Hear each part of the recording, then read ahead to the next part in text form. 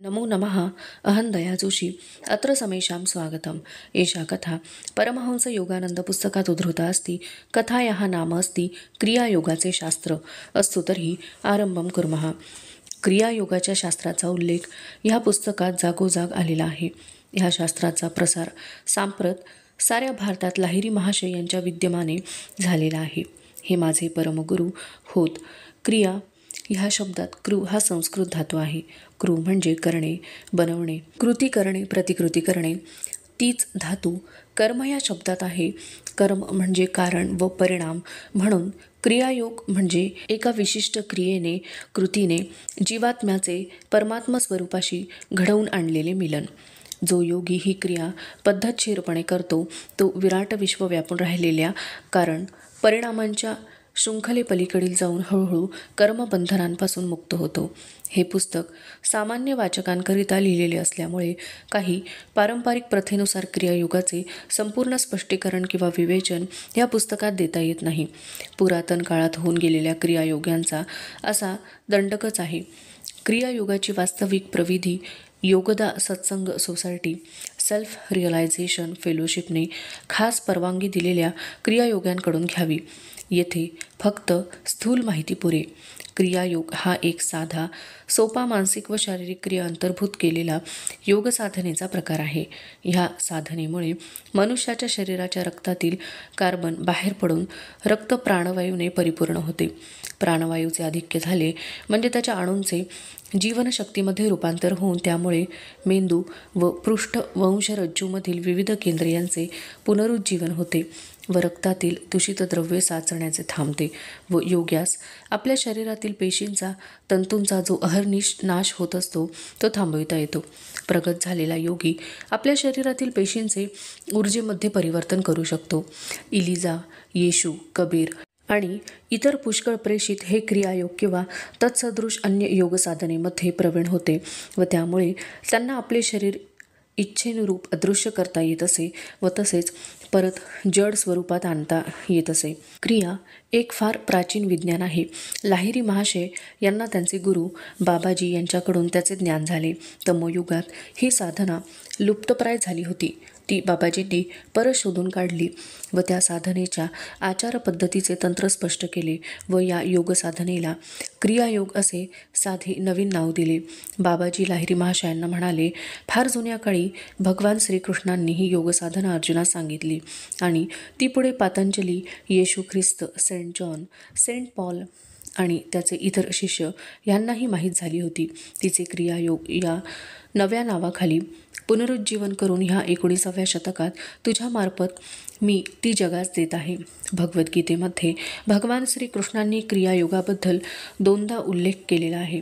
एक श्लोक असा, योगी प्राणवायूचे अपानवायूमध्ये विसर्जन करतात व अपानवायूचे प्राणवायूमध्ये विसर्जन करतात व अशा तऱ्हेने प्राण व अपान या दोन्ही वायूच्या गती अवरुद्ध करून प्राणायाम सिद्ध करतात।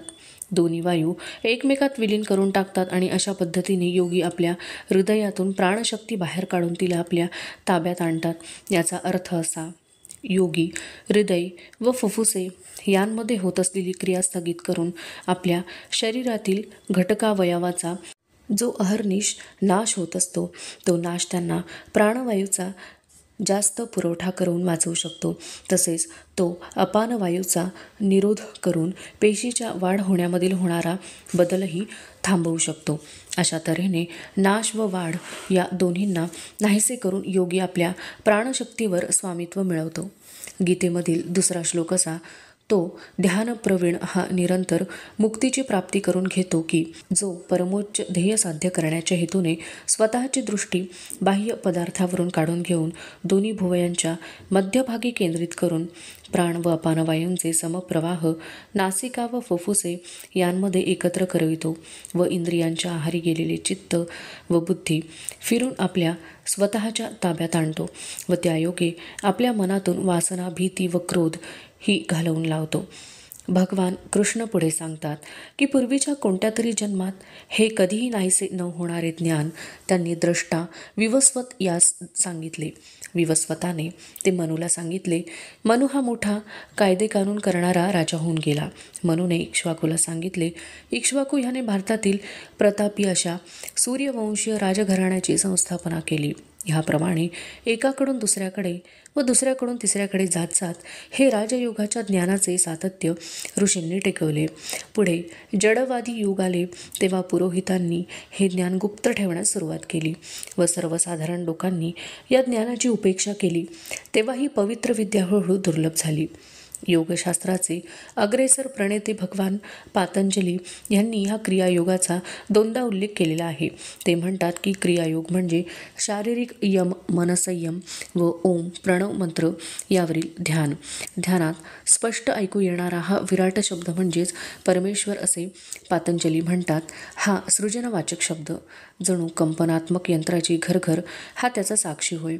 योगाभ्यासास ज्याने नुकतीच सुरुवात केली आहे अशाला सुद्धा लवकरच आतून हा ओमचा आश्चर्यजनक ध्वनी ऐकू येऊ लागतो आणि अशा तऱ्हेच्या आनंदमय आध्यात्मिक उत्तेजनामुळे साधकाच्या मनाची खात्री होऊ लागते की आपण दिव्य लोकामध्ये खरोखरी संपर्क साधित आहोत. पातंजलींनी ह्या क्रियायोगाचा किंवा जीवनशक्ती निरोधाचा दुसऱ्यांदा उल्लेख केला आहे. श्वास व उच्छ्वास यांचे प्रवाह मार्ग एकमेकांपासून अलग करून प्राणायाम सिद्ध केला तर त्या प्राणायामाच्या अभ्यासाने मुक्ती मिळते. सेंट पॉलला क्रियायोगाचे किंवा तत्सदृश साधनेचे तंत्र माहीत होते आणि त्या तंत्राचा उपयोग करून तो इंद्रियांमधून चैतन्य बाहेर काढून घेत असे व पुनः त्यांमध्ये ते आणीत असे आणि म्हणूनच त्याला म्हणता आले की ख्रिस्तमय झाल्याने मला जो आनंद होतो त्याच आनंदात मी जाहीर करतो. दररोज मी मरत असतो. शारीरिक प्राणशक्ती साधारणपणे माणसाच्या फक्त बाह्य दिशेने किंवा इंद्रियगोचर जगाच्या दिशेनेच प्रवृत्त होत असते. ती विरुद्ध दिशेने म्हणजे अंतर्यामी केंद्रित करून सेंट पॉल हा दररोज ख्रिस्त संवेदनाच्या परमानंदाचा अनुभव, खऱ्याखुऱ्या संलग्नावस्थेचा अनुभव मिळवित असे. अशा अवस्थेमध्ये आपण मृत आहो किंवा इंद्रियांच्या मोहजालापासून, मायेपासून मुक्त झालो आहो याचे त्याला ज्ञान होई. परमेश्वर संपर्क साधण्याच्या प्रयत्नात सुरुवातीच्या अवस्थेत सविकल्प समाधीमध्ये साधकाची जाणीव विश्वरूपात विलीन होते आणि मग त्याची प्राणशक्ती शरीरातून बाहेर पडते व त्यामुळे त्याचे शरीर मेल्यासारखे निर्जीव व ताठ होते. आपल्या शरीराची चेतना थोडाच वेळ गेली असल्याची योग्यास पूर्ण जाणीव असते. तो जसजसा आध्यात्मिक मार्गावर प्रगत होत जातो निर्विकल्प समाधीच्या दिशेने तसतसा तो जागेपणी सुद्धा किंवा संसारातील नेहमीची कर्मे करीत असताना शरीराचे आसन स्थिर न करताही परमेश्वराशी बोलू शकतो. क्रियायोग हे मानवाची उत्क्रांती जलद घडवून आणण्याचे असे एक साधन आहे असे श्री युक्तेश्वर आपल्या शिष्यांना सांगत असत. पुरातन काळातील योग्यांनी असे शोधून काढलेले आहे की विश्वरूप संवेदनाचा व श्वास उच्छ्वास या क्रियांवरील प्रभुत्वाचा फार निकटचा संबंध आहे. जगाच्या ज्ञानभांडारास भारताने दिलेली ही देणगी अद्वितीय व तशीच कधीही नष्ट न होणारी अशी आहे.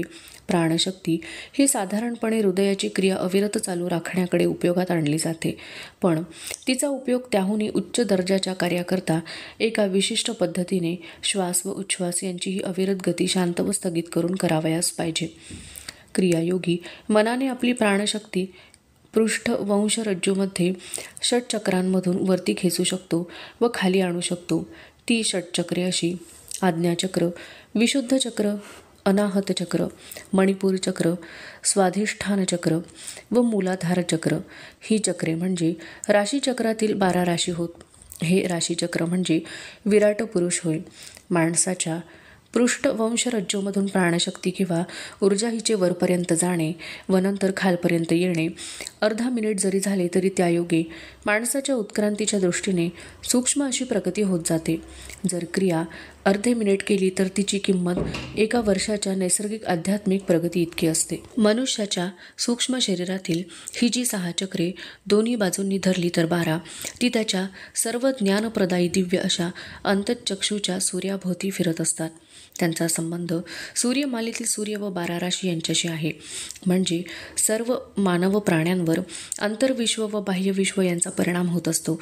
प्राचीन ऋषीमुनींनी असे शोधून काढलेले आहे की मानव प्राण्यास त्याच्या सभोवतालची ऐहिक व पारलौकिक परिस्थिती दर 12 वर्षांनी या नैसर्गिक मार्गावर प्रगत करीत असते.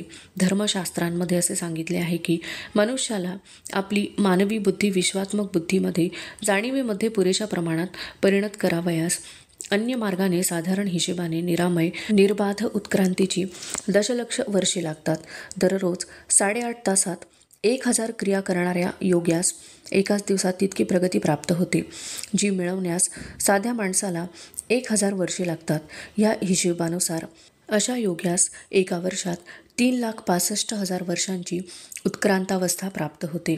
3 वर्षांच्या तीव्र साधनेने क्रियायोग्यास ही परिणतावस्था मिळते, जिला नैसर्गिक गतीनुसार दशलक्ष वर्षे लागतात. पण हा क्रियायोगाचा मोक्षप्राप्तीचा जवळचा रस्ता फक्त ज्यांची या मार्गावर चांगली प्रगती झाली आहे अशा योग्यांनीच अनुसरावयाचा असतो. गुरूच्या निदर्शनाखाली अशा योग्यांनी साधनेच्या तीव्र अभ्यासाने उत्पन्न झालेली शक्ती सहन करण्याकरता, ग्रहण करण्याकरता आपली शरीरे व मज्जासंस्था पात्र केलेली असतात. साधक सुरुवातीस दररोज 2 वेळा फक्त 14 ते 24 क्रिया करतो. पुष्कळशी क्रियायोगी 6 किंवा 12 किंवा 24 किंवा 48 वर्षांच्या अवधीमध्ये मुक्ती प्राप्त करतात. एखाद्या योग्यास मुक्ती मिळण्यापूर्वी, पूर्ण साक्षात्कार होण्यापूर्वी मरण आले तर पुढील जन्मी ह्या जन्मीचे क्रिया योग साधनेचे पुण्य सत्कर्म तो बरोबर घेऊन येतो व त्या जन्मी तो स्वभावतःच आपल्या अंतिम ध्येयाप्रत पुढे ढकलला जातो, प्रगत होत जातो. सर्वसामान्य माणसाचे शरीर हे 50 वॉट पॉवरच्या विजेच्या दिव्यासारखे आहे. ते असे की क्रियायोगाच्या आखीव अभ्यासाने उदित होणारी कोट्यवधी वॉट्सची प्रकाशशक्ती तो 50 वॉट पॉवरचा दिवा ग्रहण करू शकत नाही.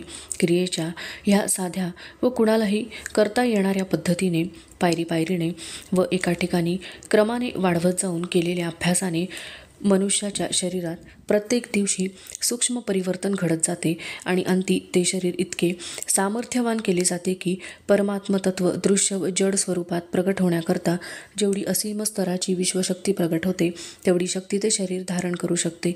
पुष्कळसे अत्युत्साही व चुकीच्या मार्गावर असलेले लोक वेड्या वाकड्या रीतीने श्वासोच्छ्वास करण्यास शिकवितात.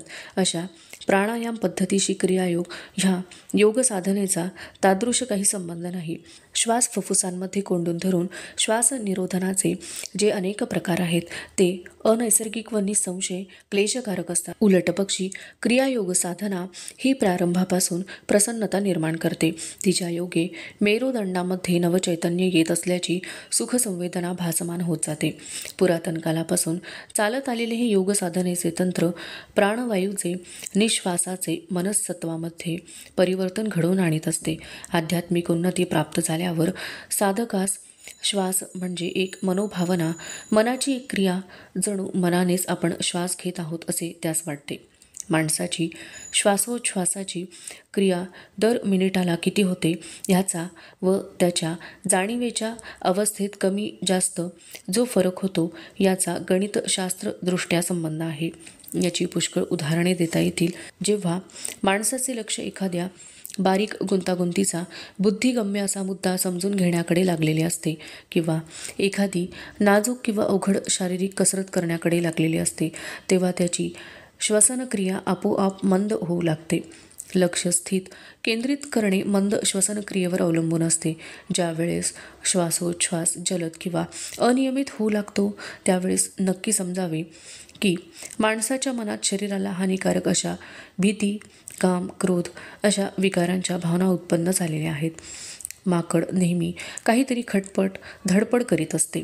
माणसाच्या दर मिनिटास 18 श्वासोच्छ्वासाच्या तुलनेत त्याची श्वसनक्रिया दर मिनिटास 32 आहे.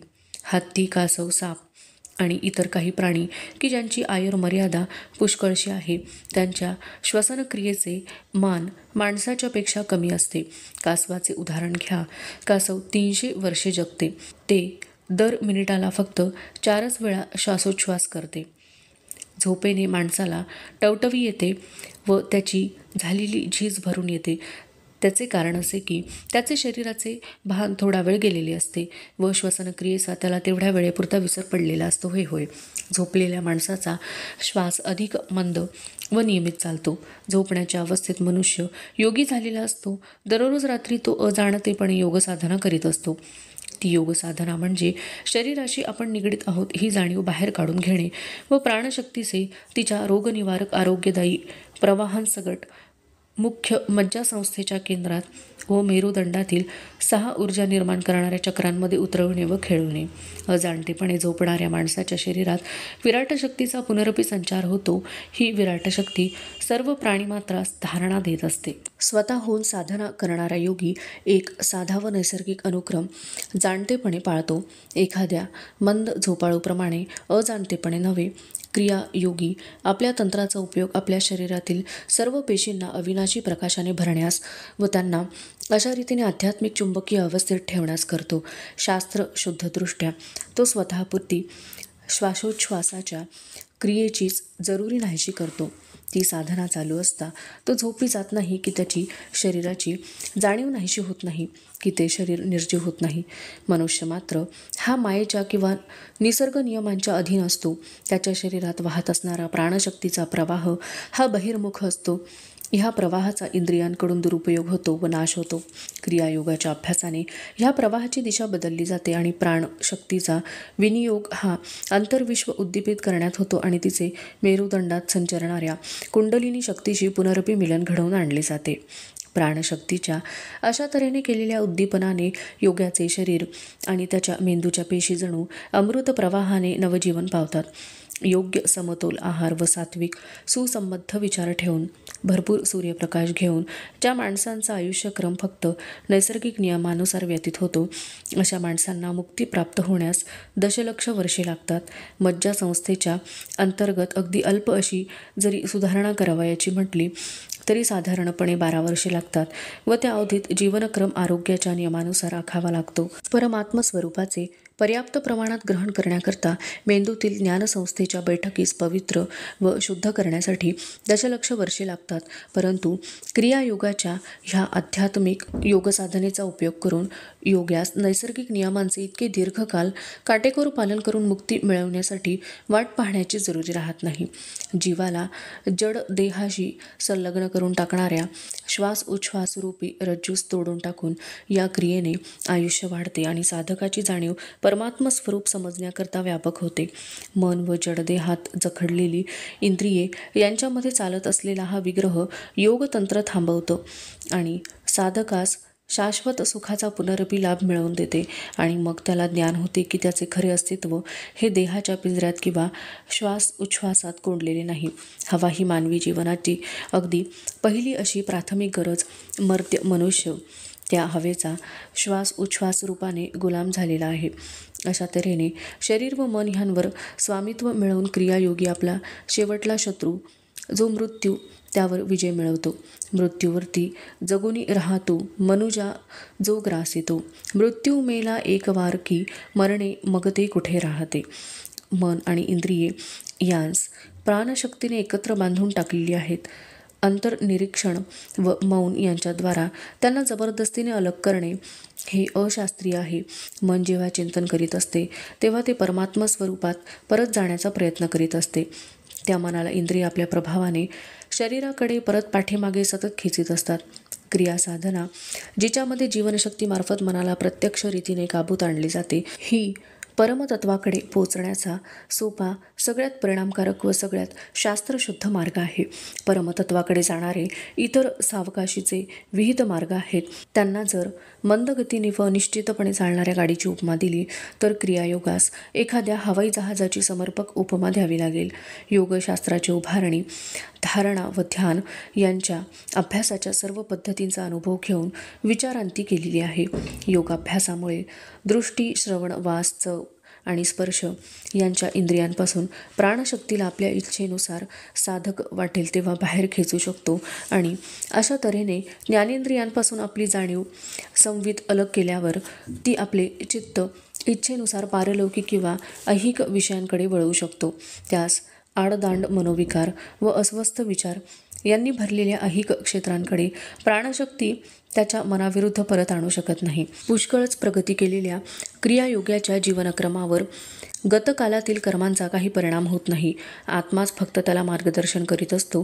क्रियायोगाच्या अभ्यासूला हा सामान्य जीवनाचा अहंकारयुक्त व चांगल्या आणि वाईट कर्मांबरोबर मंद गतीचा टप्प्याटप्प्याने उन्नत होत जाणारा मार्ग टाळता येतो. गरुडाची झेप घेणाऱ्याला गोगलगाईचा कंटाळवाणा नि सावकाशीचा वेग कसा परवडणार?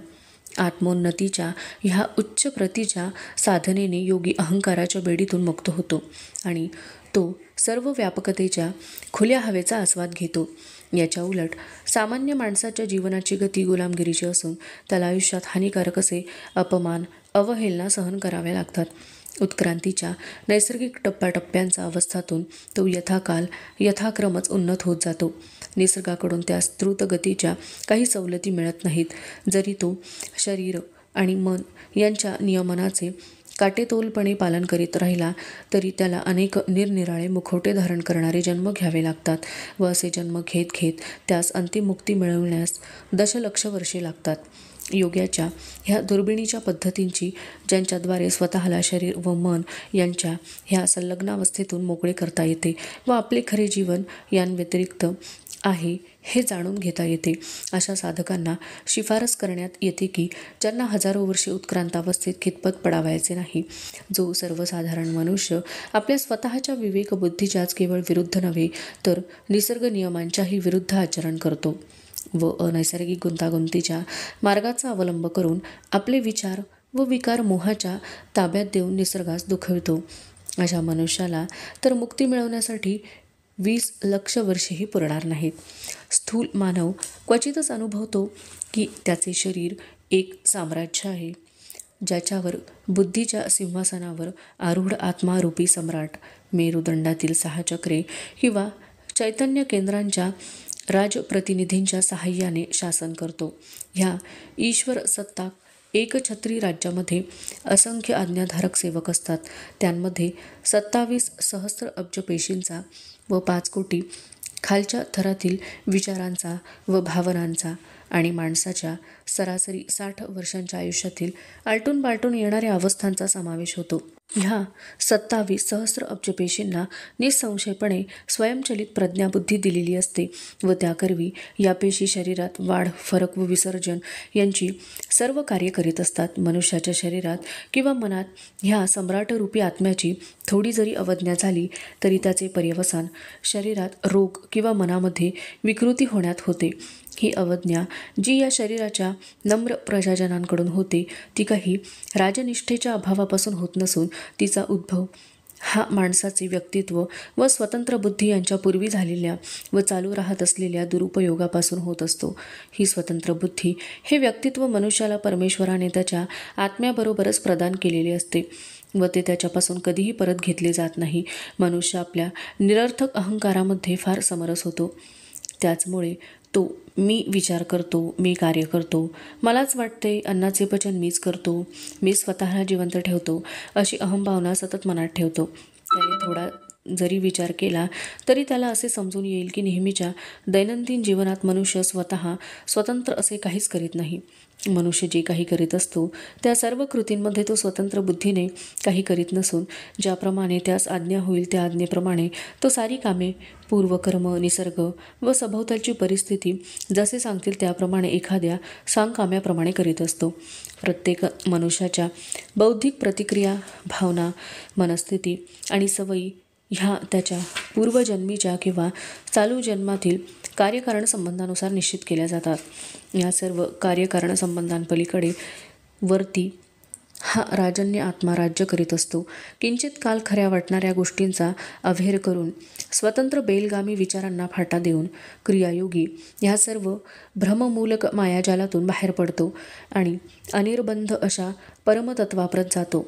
जगातील सर्व धर्मग्रंथ, शास्त्रे असेच प्रतिपादन करीत असतात की मनुष्य म्हणजे काही दूषित होणारे शरीर नव्हे, तर तो जिवंत आत्मा आहे आणि क्रियायोगाच्या मार्गाने त्यास ह्या आध्यात्मिक सत्याची प्रचिती करून घेता येते. बाह्य कर्मकांडाच्या अवडंबराने अज्ञानाचा नाश होत नाही, कारण हे दोन्ही एकमेकांशी विसंगत किंवा विरोधक नाहीत. शंकराचार्यांनी आपल्या शतश्लोकीत म्हटले आहे, अनुभूतींच्या ज्ञानानेच अज्ञानाचा क्षय होतो. ज्ञान हे जिज्ञासेखेरीज, शोध घेतल्याखेरीज प्राप्त होत नाही.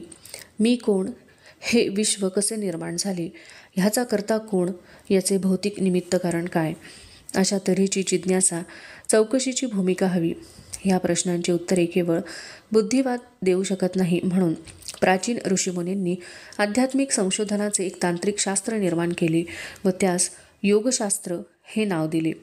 खरा योगी हा शारीरिक वासनांशी मिथ्या रूपाने निगडीत होणारे आपले विचार, आपल्या इच्छा, भावना पाठीमागे खेचून घेतो व आपले मन, चित्त मेरुदंडातील चक्रामध्ये वास करीत असलेल्या अतींद्रिय शक्तींशी युक्त करून परमेश्वराने ज्या स्वरूपात हे जग निर्माण केले त्या स्वरूपाच्या जगात राहतो.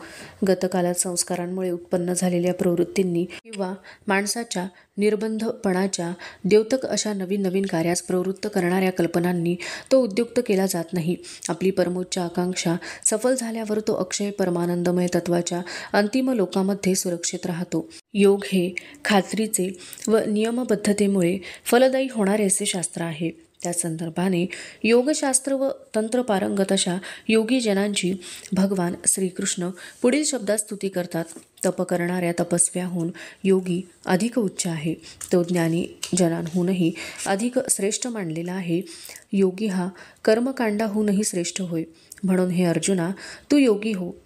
क्रियायोगाचे भगवद्गीतेत जागोजाग हुताग्नी म्हणून स्तुतीपर वर्णन केलेले आहे. योगी आपल्या देह, धर्मीय वासना, आकांक्षा यांची एकेश्वररूपी अग्नीमध्ये आहुती टाकतो आणि ती आहुती अद्वितीय अशा परमेश्वरास अर्पण करतो. हा खरोखरी एक तऱ्हेचा यौगिक यज्ञच होय.